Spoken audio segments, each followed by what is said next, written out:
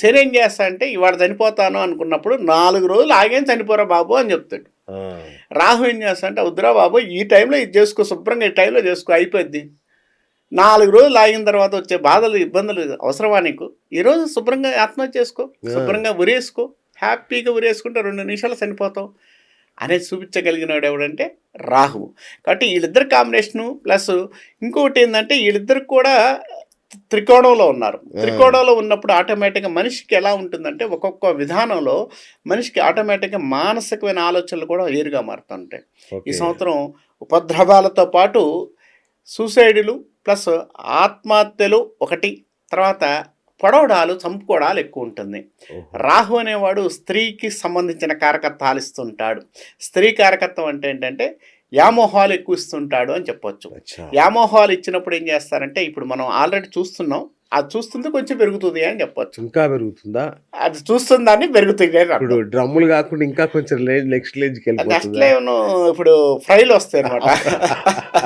కాబట్టి ఫ్రైలు వచ్చే అవకాశాలు కూడా ఉంటాయి. ఎందుకంటే కంపల్సరిగా ఏంటంటే స్త్రీతత్వాన్ని ఎక్కువ ఇస్తుంటాడు, కామతత్వాన్ని ఎక్కువ ఇస్తుంటాడు. నాకు ఇవాళ మనిషిని కలిశానంటే ఈ రోజుతో నీతో రిలేషన్ ఏంటి అనేది ఆలోచించకుండా ఆ రోజు రిలేషన్ కలుపుకుందామనే ఆలోచనలు ఎప్పుడైతే మనిషికి వస్తుందో అప్పుడు ఆటోమేటిక్గా ఆ యొక్క మనిషి ఆ విధానంలో ఎలా మారుతాడంటే ఇవి చాలా దూరం వెళ్తూ ఉంటాడు. అలాంటివి మార్చే అవకాశం ఇది ఎక్కువగా ఉంది. కాబట్టి ఈయన శని కూడా ఉన్నాడు కదా, ఈ శని రాహులు ఏం చేస్తారంటే 2 విధానాలు తెలిపించి నువ్వు నాకు ఏం చేయలేకపోతే నిన్నేం చేయాలని ఆలోచిస్తాడు. నీకు ఎంత లాభాన్ని ఇచ్చాడో అంతే స్పీడ్గా నువ్వేం చేయట్లేదు, నేనేం చేయాలి, నిన్ను చంపాలా, ఏం చేయాలి, ఆ ఫీలింగ్ కూడా తొందరగా ఇస్తుంటాడు. కామాన్ని ఎంత ఇస్తాడో మరణాన్ని కూడా అంతే స్పీడ్గా ఇవ్వడానికి 2 యొక్క గ్రహాల యొక్క కలయిక ఎక్కువగా కనపడుతుందని చెప్పవచ్చు. కాబట్టి కంపల్సరిగా అది జాగ్రత్తగానే ఉండాలి. ఈ సంవత్సరం ఏ రాశుల వాళ్ళు జాగ్రత్తగా ఉండాలి గురుగారు? మేజర్గా ఈ సంవత్సరం వచ్చేస్తే మేషరాశి ఒకటి బాగాలేదండి, తర్వాత కర్కట రాశి ఒకటి బాగాలేదు, ధనుసు రాశి వాళ్ళకి బాగాలేదు, మేన రాశి వాళ్ళకి బాగాలేదు. ఈ 4 రాశుల వారు కొంత జాగ్రత్తలు ఉండాలి. ఎందుకంటే ఈ 4 రాశుల వారికి కొంత అనారోగ్య సమస్యలు ఒకటి, ధనపూర్వక విషయాలు నష్టాలు ఎక్కువ ఉంటాయి. మేషరాశి వారికి ఎక్కువగా అనారోగ్య సమస్యలు ఎక్కువ కనపడుతున్నాయండి. ధనపూర్వకంగా చాలా ఇబ్బందులు పడే అవకాశం ఎక్కువ ఉంటుంది. వీరు అనుకున్న విధంగా ధనం లేకపోవడం, కొంత ఆర్థిక విషయాల్లో కొంత చికాకులు ఏర్పడడం, ఇలాంటి విషయం అనేది మేషరాశి వారికి ఎక్కువ కనపడుతుంది. ఉద్యోగ ప్రయత్నాల్లో కూడా చికాకులు ఎక్కువగా ఉండే అవకాశం మేషరాశి వారికి ఉంది. తర్వాత ధనుసు రాశి వారికి రాజకీయ రంగంలో ఉన్న వారికి చికాకులు ఏర్పడే అవకాశం ఉంది. ధనుసు రాశి వారికి ఇంకొక ప్లస్ మైనస్ ఏంటంటే ఈ టైంలో మానసికంగా శారీరకంగా ఇబ్బంది పడే అవకాశం ఉంది. స్త్రీలకు ఎక్కువగా ఇబ్బంది కలిగించే అవకాశం ధనుసు రాశి వారికి ఉంది. మేన రాశి వారికి సమయస్ఫూర్తి లేకపోతే మాత్రం అనవసరమైన గందరగోళ పరిస్థితులు ఏర్పడుతుంటాయి. ధనానికి సంబంధించిన ఖర్చులు ఎక్కువ ఏర్పడే అవకాశం ఎక్కువ కలిగి ఉంటారు. భార్యాభర్తల మధ్య ఇబ్బందులు ఏర్పడే అవకాశం ఉంది. భార్యాభర్తల విషయంలో ఇబ్బంది పడడానికి అవకాశం ఎక్కువ కలిగి ఉంటారు. ఈ రాశులకు సంబంధించినంతవరకు కూడా జాగ్రత్తగా ఉండగలిగితే మంచిదని చెప్పవచ్చు. అంటే ఈ కర్కట రాశి వారికి కూడా కొంత ఇబ్బంది ఉందండి. కర్కట రాశి వారికి సంబంధించినంత వరకు కూడా ఆయుష్ సంబంధించిన కారకత్వాల్లో కొంత ఇబ్బంది పడే అవకాశం ఎక్కువ కనపడుతుంది. ఆ కర్కట రాశి ఒక రాజకీయ నాయకుడిది, అది మనం తర్వాత రివీల్ చేద్దాం.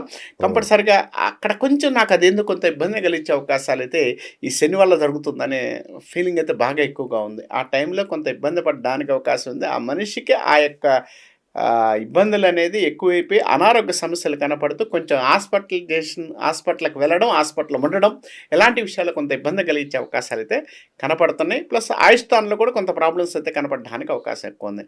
కాబట్టి ఈ టైం అనేది జాగ్రత్తగా ఉండడానికి అవకాశం ఉన్న రాశులు ఈ 4 రాశుల వారని చెప్పవచ్చు. కర్కాటక రాశిలో ఒక ముఖ్యమైన నేత ఉన్నాడు, మరణానికి చేరువని కాదు కానీ అనారోగ్య సమస్యలు అయితే కనపడుతున్నాయి. అంత దూరం వెళ్ళడానికి కూడా అవకాశాలు ఎక్కువ ఉందండి. భగవంతుడి దయ వల్ల అమ్మవారి ఆశీస్సులతో వారు హ్యాపీగా ఉండాలని మనం కోరుకుందాం. ఎందుకంటే మనం నెగిటివ్ ఎందుకు చెప్పాలి, ఆ యొక్క జాతకంలో పాజిటివ్గానే మనం మాట్లాడుకుందాం, ఆయన బాగుండాలని కోరుకుందాం. ఇంకొకటి గురుజీ, ఈ రాష్ట్ర రాజకీయాల్లో మరొక కీలకమైన వ్యక్తి హరీష్ రావు గారు. అవును, ఆయన జాతకం చాలా బలంగా ఉంది, ఆయనకు చాలా యోగాలు నేను వింటున్నాను. ఆయన సీఎం యోగాలు కూడా కనపడుతున్నాయండి. అవునా? ఎందుకంటే హరీష్ రావు గారి యొక్క జాతకం మొత్తాన్ని తీసుకుంటే నేను ఒకసారి క్షుణ్ణంగా చూశాను, ఆయన విధానంలో కూడా చూశాను. నేను ఇక్కడ హరీష్ రావు గారి యొక్క జాతకంలో అంటే ఇప్పుడు అవుతున్నారా, రేపు అవుతారా, ఎల్లుండి అవుతారా, ఎప్పుడు తీసేద్దాం. మనం 10 నిమిషాలు ఒక వ్యక్తి గురించి మన జాతకాన్ని మనం మాట్లాడుకుంటాం.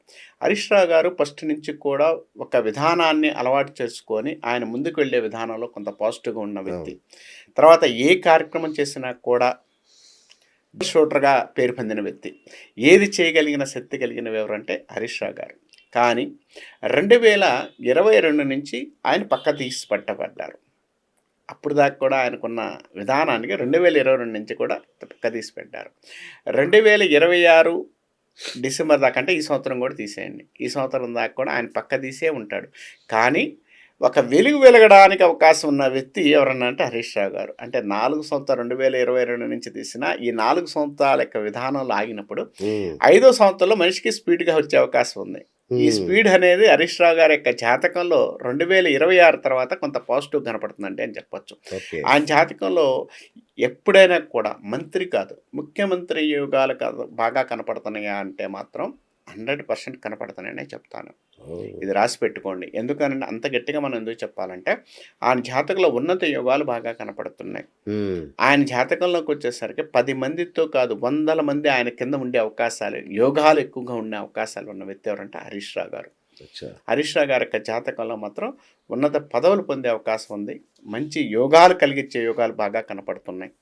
ఏదైనా చేయగలిగిన సమర్థత నేతగా ఆయన యొక్క జాతకం బాగా కనపడుతుందండి. అంటే ఇవాళ వస్తుందా, రేపు వస్తుందా, ఇంకో సంవత్సరానికి వస్తుందా తర్వాత విషయం, కానీ జాతకంలో మాత్రం ఒక ముఖ్యమంత్రి అయ్యే అవకాశాలు అయితే ఈరోజు మనం చెప్తున్నాం. అది ఎప్పటికైనా కూడా నెరవేరే అవకాశాలు అయితే బాగా కనపడుతున్నాయని చెప్పుకోవచ్చు. కాబట్టి హరీష్ రావు గారి జాతకం అయితే చాలా పాజిటివ్గా ఉంది. కానీ ఏదైనా కూడా హరీష్ రావు గారి యొక్క ఒక రౌండ్ తిప్పుతుంటారా లేదంటే మాత్రం ఒక చేయి తీసి రౌండ్ తిప్పుతుంటారా అంటారా ఐడియా ఉందా?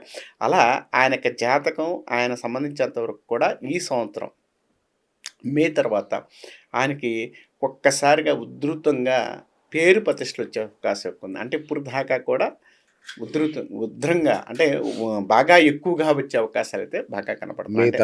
మే తర్వాత ఆయన పేరు ప్రతిష్టలు కొంచెం ఇంకా ఆయన మసకబారిన తత్వం, ఇప్పుడు ఆల్రెడీ మసకబారి ఉన్నారు.